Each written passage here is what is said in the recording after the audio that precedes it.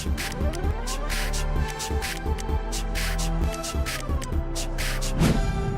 sahabat inovasi, jumpa bersama saya Irni Novita dari Badan Litbang Provinsi Sumatera Selatan dalam acara One Day One Innovation. Satu hari satu inovasi, tiada hari tanpa inovasi. Sahabat inovasi, saat ini inovasi menjadi sebuah keharusan. Dunia terus berubah, maka kita harus adaptif dan inovatif. Untuk menginspirasi, kami hadir dengan para inovator hebat dengan inovasi-inovasinya dalam acara One Day One Innovation. Sahabat inovasi, sejatinya laporan keuangan itu harusnya tertutup untuk publik, tetapi dengan berkembangnya waktu, laporan keuangan dapat diakses dengan segala risiko dan dengan segala keuntungan yang didapatkan oleh suatu perusahaan.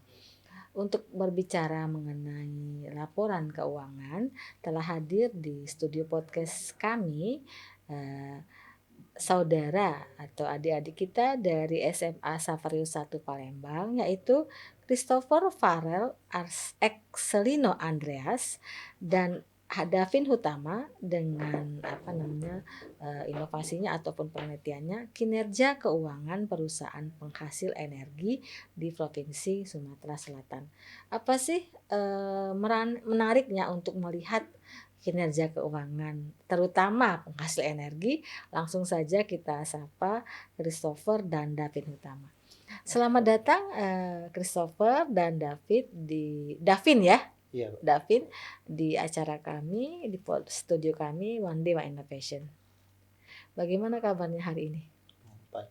Baik. Saya juga baik. Saya juga merasa bangga bisa duduk di sini bersama kakak-kakak semua untuk menyampaikan Hasil satu pesan inovasi. Oke, baik. Nah, sekarang sudah di kelas berapa nih? 11. Ya, Kelas 11 ya. Kelas 11. Mulai dengan semester genap ya Genap. sekarang. Oke. Iya. Baik. Nah, untuk melihat atau berbicara mengenai laporan keuangannya ini ya, kinerja keuangan di PTBA. Apa sih latar belakang dari Christopher dan Davin tertarik sehingga melihat PTBA ini sebagai suatu objek untuk kita teliti? Dari Christopher dulu. Jadi menurut kami, perusahaan jasa dan perusahaan dagang yang sudah menjadi pandangan besar untuk orang-orang sudah menjadi hal yang sering sekali untuk dieksplor. Maka dari itu kami ingin mulai menggali informasi mengenai perusahaan-perusahaan, lebih tepatnya perusahaan penghasil energi, di mana keberadaan energi ini memang sangat kita butuhkan. Namun seringkali yang kita ketahui adalah hasilnya saja, outputnya saja, namun kita tidak mengetahui bagaimana proses di dalamnya, bagaimana tingkat keefektifan dalam pengaturan keuangan, yaitu berupa rasio kinerja keuangan yang kami teliti untuk menstabilkan atau meningkatkan kondisi perekonomian di perusahaan. Nah, dalam peningkatan kondisi perekonomian tentu sangat penting karena dengan berkembangnya uang atau berkembangnya perekonomian, kita bisa meningkatkan pasokan lebih lagi karena tentu tidak bisa lepas dari keberadaan teknologi sebagai modal untuk menjalankan kegiatan operasional.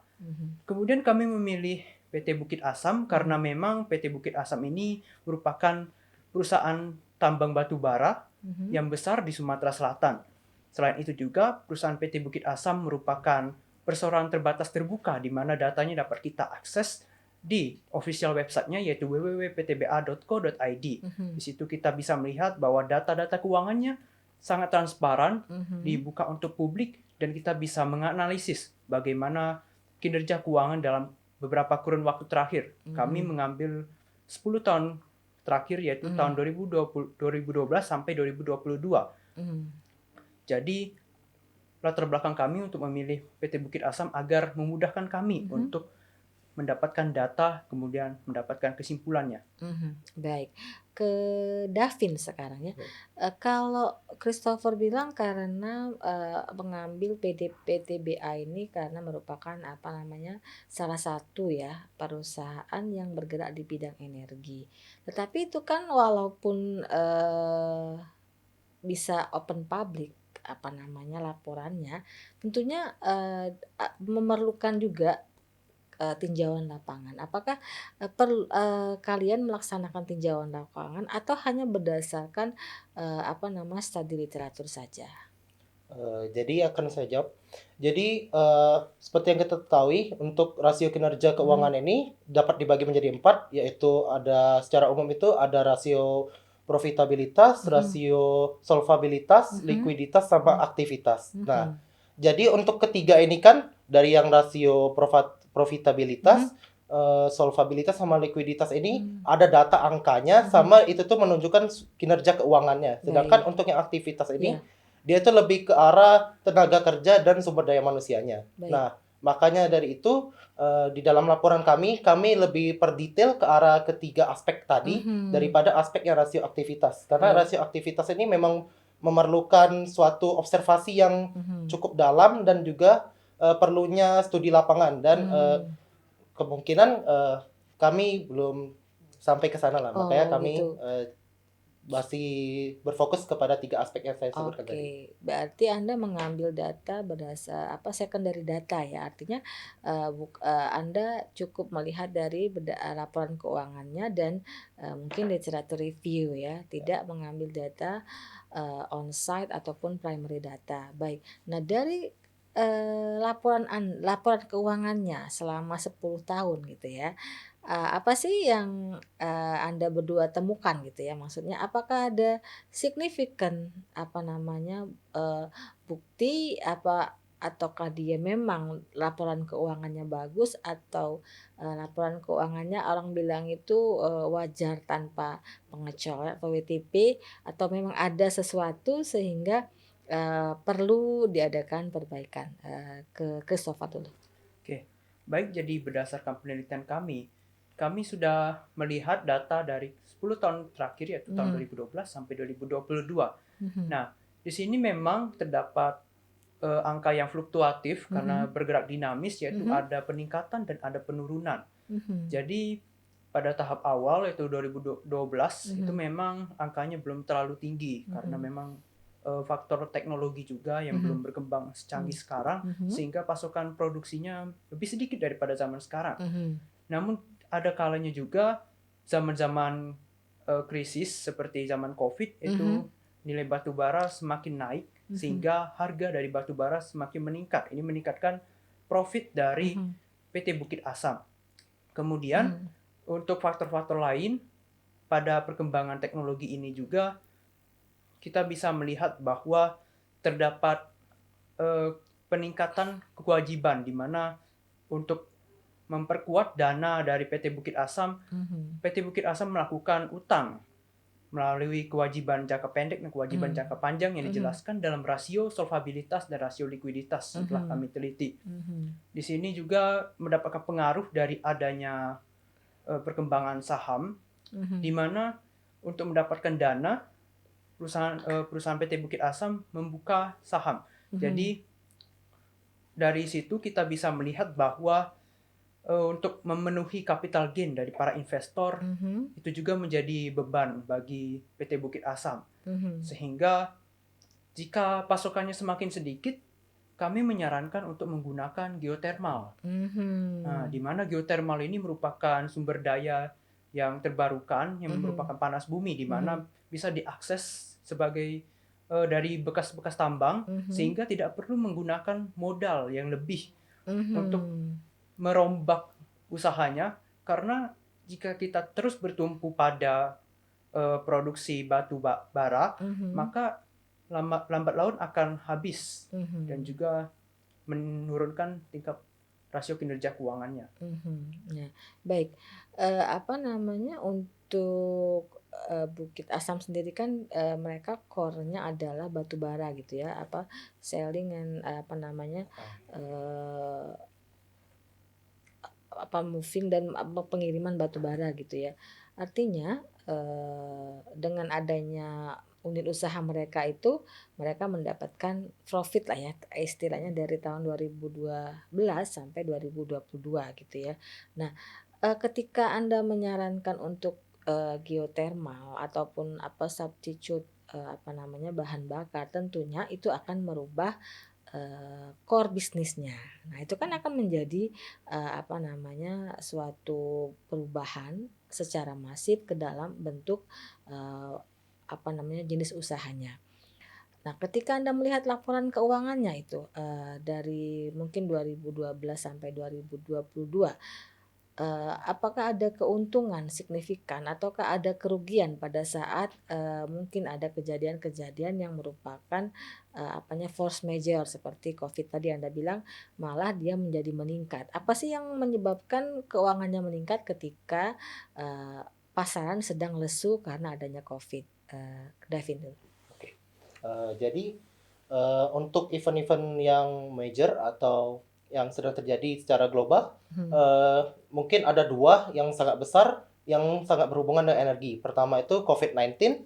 Nah, kenapa sih batu bara ini bisa naik di saat malah pasar-pasar yang lain itu malah turun kondisinya? Nah, karena pada COVID-19 ini seluruh negara itu sedang menghadapi yang namanya itu krisis energi. Nah, nanti juga ini akan disambung juga dengan event besar yang kedua, yaitu maraknya tentang perang Rusia dan Ukraina, di mana Rusia ini kan kita tahu sebuah negara yang sangat besar dan memiliki sumber energi yang sangat besar. Nah, karena perangnya dengan Ukraine, maka di sini bangsa Eropa ini diblokade sumber energinya oleh Rusia dan memerlukan sumber energi pengganti. Nah, disinilah peran PT Bukit Asam untuk memasok energi sehingga nilai dari batu bara itu naik. Oke, apakah di laporan keuangan itu dikatakan atau diperlihatkan lah gitu ya, cadangan batu bara Sumatera Selatan ini sampai kapan? Jadi mereka sudah mempersiapkan mungkin sampai berapa ini existing PT-nya ini, dan mungkin seperti yang kita bicarakan tadi bahwa bisa nanti disubstitute energi dengan geothermal. Silakan Christopher.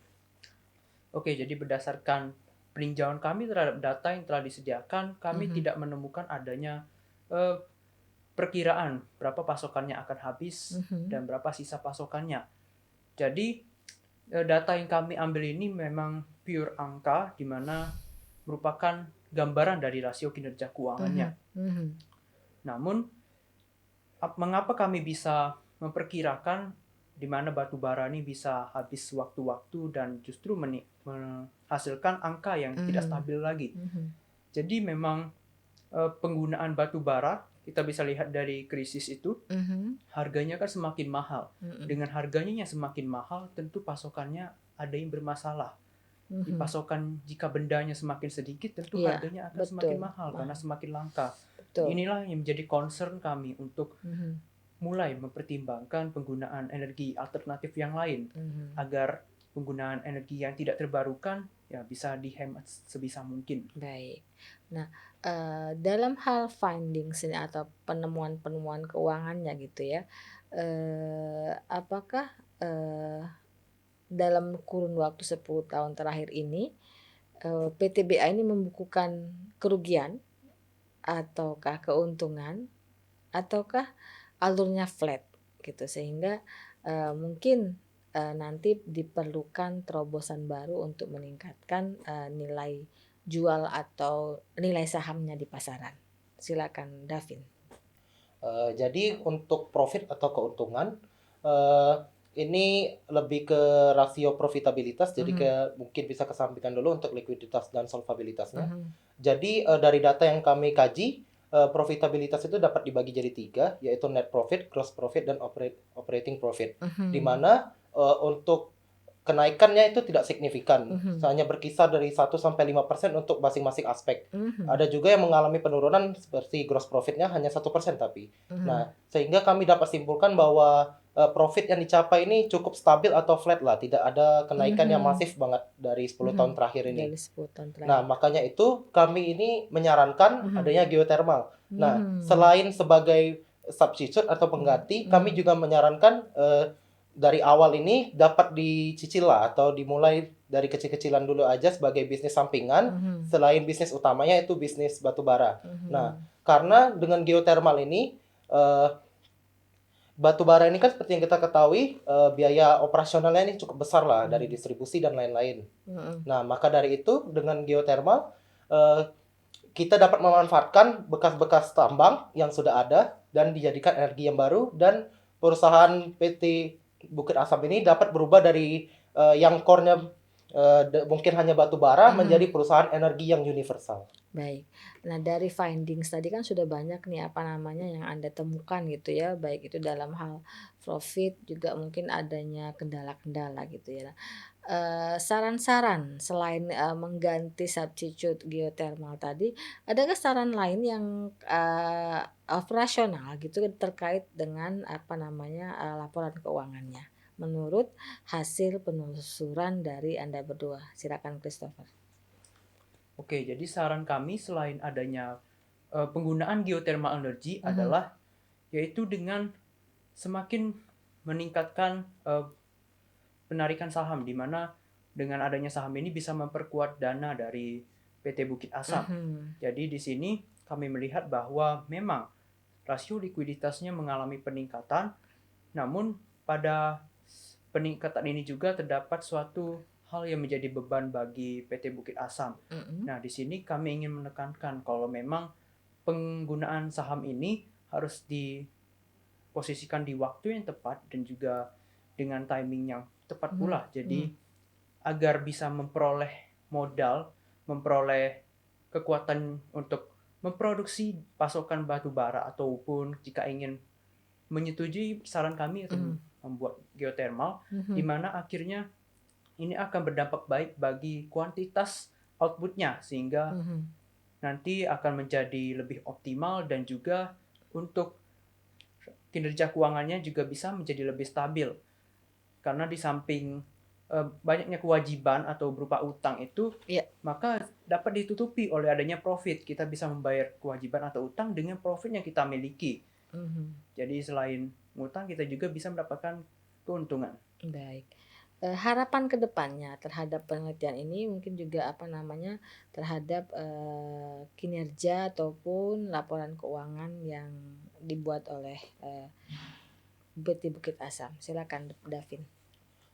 Untuk harapan kami mengenai penelitian ini, tentunya kami berharap dari PT Bukit Asam ini dapat menerima masukan-masukan lah yang telah kami berikan pada penelitian kali ini. Karena penelitian kali ini juga bertujuan untuk memberikan masukan-masukan yang baik dan juga saran-saran yang membangun bagi PT Bukit Asam agar dapat menjadi sebuah company yang lebih besar lagi dan lebih baik lagi serta lebih universal. Baik. Selama pelaksanaan gitu ya, apakah ada kendala yang berarti ketika Anda membuat penelusuran literatur review, pengambilan data, dan mungkin juga analisisnya? Adakah kendala yang berarti pada saat tersebut? Christopher. Jadi memang terdapat beberapa kendala. Dari penelusuran datanya memang kan itu sangat rinci sekali, maka kami harus mengkaji satu persatu, di mana kami harus melihat tulisan, lebih tepatnya ketikan-ketikan berupa deskripsi, di mana terdapatnya ada yang bahasa Inggris, ada yang bahasa Indonesia. Kami harus menyamakan bagaimana kita bisa mendapatkan data tersebut agar kita bisa masukkan ke rumus dan menghasilkan sebuah penelitian yang memang tujuannya untuk menghasilkan informasi yang akurat.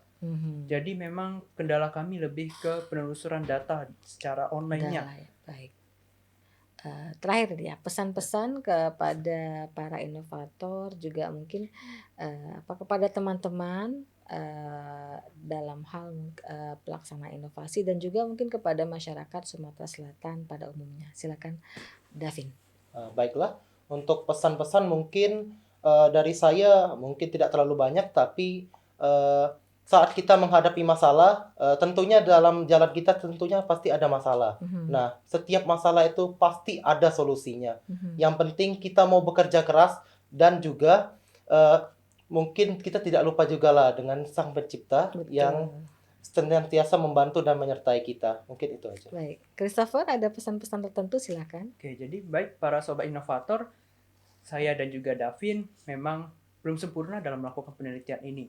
Namun kita bisa melakukan langkah kecil kita sebagai langkah awal untuk melakukan inovasi untuk kedepannya, untuk bangsa dan negara kita. Kita juga bisa melakukan penelitian kecil-kecilan mengenai gagasan-gagasan kita terhadap suatu fenomena tertentu, sehingga menghasilkan suatu karya yang memang dapat dipergunakan dan juga berguna untuk sesama maupun untuk cakupan yang lebih luas. Jadi jangan takut untuk berinovasi, tuangkanlah gagasan-gagasan kalian dan semangat bekerja. Baik, terima kasih atas kehadiran Christopher Farrell dan Davin Hutama dalam acara One Day One Innovation kita yang sudah sharing dengan kita mengenai hasil penelitiannya. Mudah-mudahan ke depannya hasil penelitian dapat dimanfaatkan lebih dan dikembangkan ke arah yang lebih baik sehingga dapat meningkatkan kinerja dari PT Bukit Asam. Untuk informasi lebih lanjut Anda dapat memberikan like, comment, and subscribe di YouTube podcast kami One Day One Innovation. Jangan lupa kita juga masih punya jurus 4S. Setiap orang adalah inovator, setiap masalah peluang inovasi, setiap solusi harus sinergi, dan setiap inovasi harus konkret hasilnya. Nantikan kami yang tayang setiap hari dengan inovasi terbaru di One Day One Innovation. Sampai jumpa dan salam inovasi.